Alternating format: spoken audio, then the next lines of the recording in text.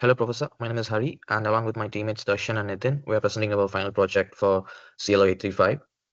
Here, we built a fully continuous Flask application with MySQL backend deployed on Amazon EKS with an S3-based background image, secrets, config maps, and CI/CDs. So the first requirement here is application enhancement, background image via the config map. So our application reads the S3 private bucket URL from a config map, where Flask retrieves the image at startup and logs its location. So here I'm showing the logs. Downloading background from S3 bucket. So background image stored in the private S3 bucket. Now I'm showing the S3 console, where the folder containing the image. So here the bucket marked as private, and I'm adding the log entry, printing background image location. So yeah, now I'll be showing the logs in CloudWatch. Yeah, then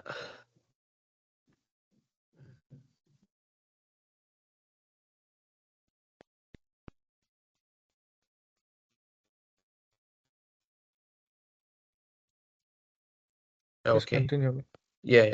So now pass DB username through pass the DB username and password through Kubernetes secrets.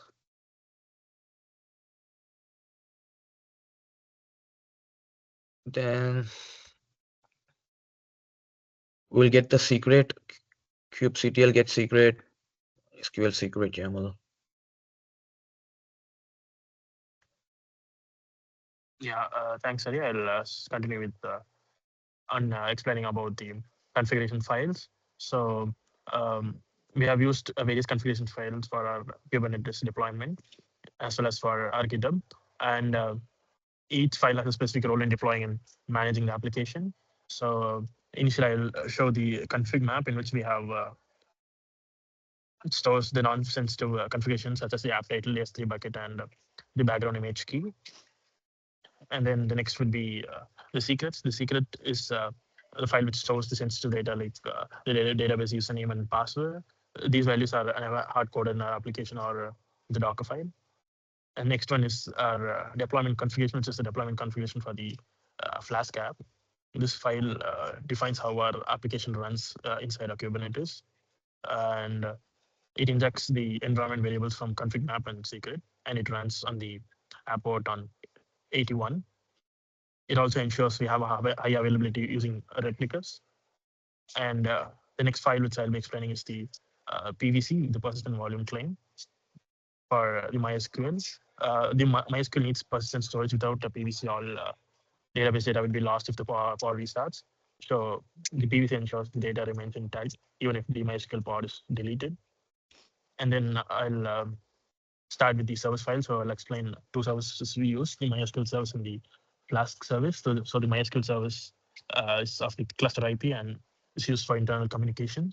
And the Flask service is of type load balancer, which exposes the app externally, which is why we can open the application in a browser using the ELB URL. And then this our service account is mapped to an IAM role, and it allows the pod to securely download images from the S3. And now we'll show the GitHub. So this is our GitHub structure, and we have already deployed all the files of our project here. And our main branch is protected. If any changes are made, it's traceable with various commits. To summarize the configuration files on how our architecture works and ensures together deployment secure, scalable, and maintainable. Thank you. So thank you, Darshan. So I'll be continue showing the Kubernetes pods. So I'll first, so we can see here in the MySQL, sorry, in the Flask service, we can see the load balancer. So by running it, by running this command, we'll get a load balancer external IP, which will be opening the group 9, a final project group 9 page, which we can add the employees ID and the details. So You can see the background image in this web page, which is at mountains, which we downloaded and stored in the S3 bucket, and this is the app title name. So in the template, in the app add template, so yeah, in the add template, we'll be adding the file name, which file we need to keep as a background image, and the title name too.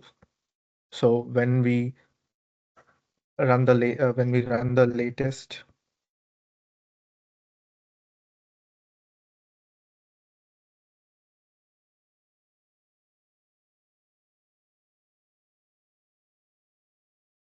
so these are the so in MySQL, so these are already these employee IDs are already created, so we can see them here.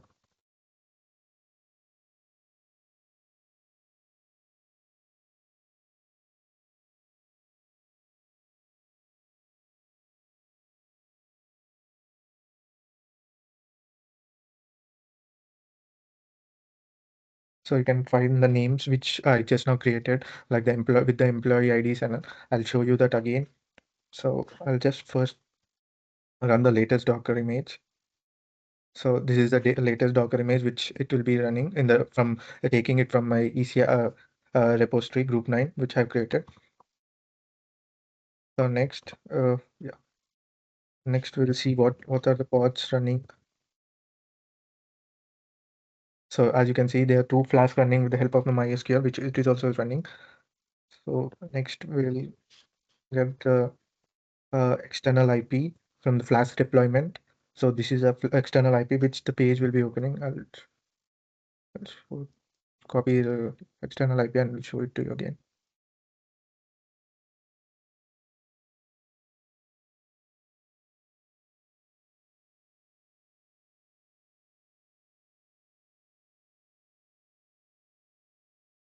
So when we open this, okay, I'll open it firstly.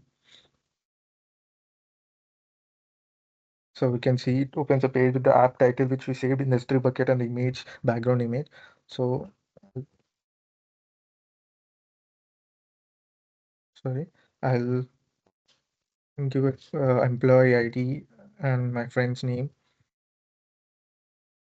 and I'll keep as a DevOps. He's working in the uh,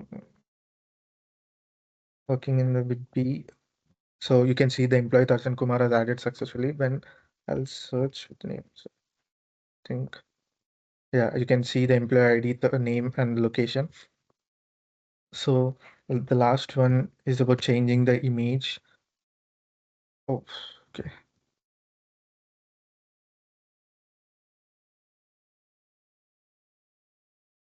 The last one is about changing the image. So we'll change the image name, which which it has another one, Ocean. So we'll be changing it in just a second. Yeah, in the add template, it's like BG. We'll change it to Ocean and we'll save the file. And we should also change it in the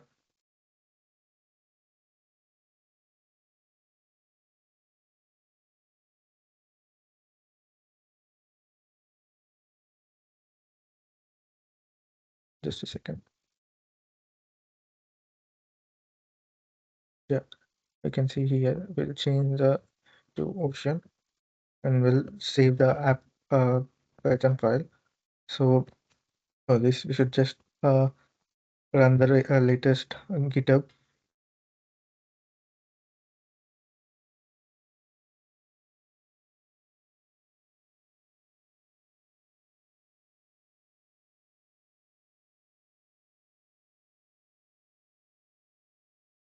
So after running the Docker file, just we should run the Flask. We should roll out and restart the Flask deployment YML file, and we should also yeah, we should also we should also change in the config file. It is actually the main one, so I'll change it to Ocean. So I change it to Ocean. So now I'll be running the config file. So you'll see that as the config file is configured and it will be changed. So next we'll roll out and restart the Flask YML file.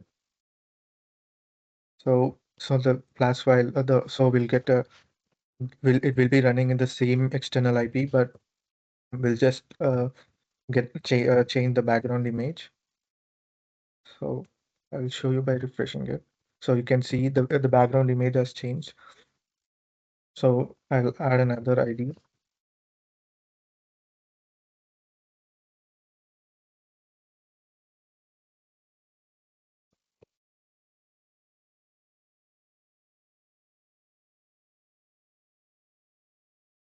So you can see that other employee ID has been added. So when I give the details, so you can see the name will be not having the interest because we have a change in the web page that it is a primary skill and that is a primary interest. So by this we can change the image from front to back. If we delete the pod, it asks for the specified name. So I'll show you to delete the pod. So it automatically creates a new pod.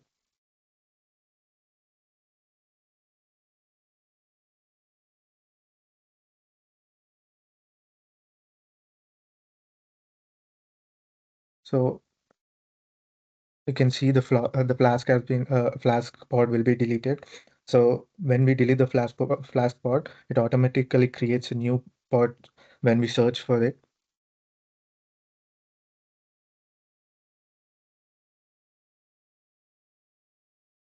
We wait after deleting, so we can directly run a new command to search for the flask. So yes, now we'll search for the pods. Yeah, you can see other new pods. It's in 38 seconds are running. So we'll now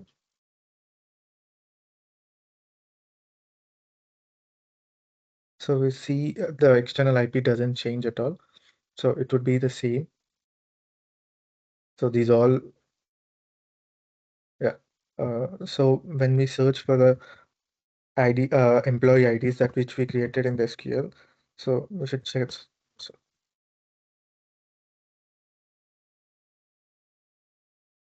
we'll check by this one. You can see what are the names are being added till this time. The primary skills and the location, the name and the last name and their employee IDs are here. So yes, this is a final project. So thank you.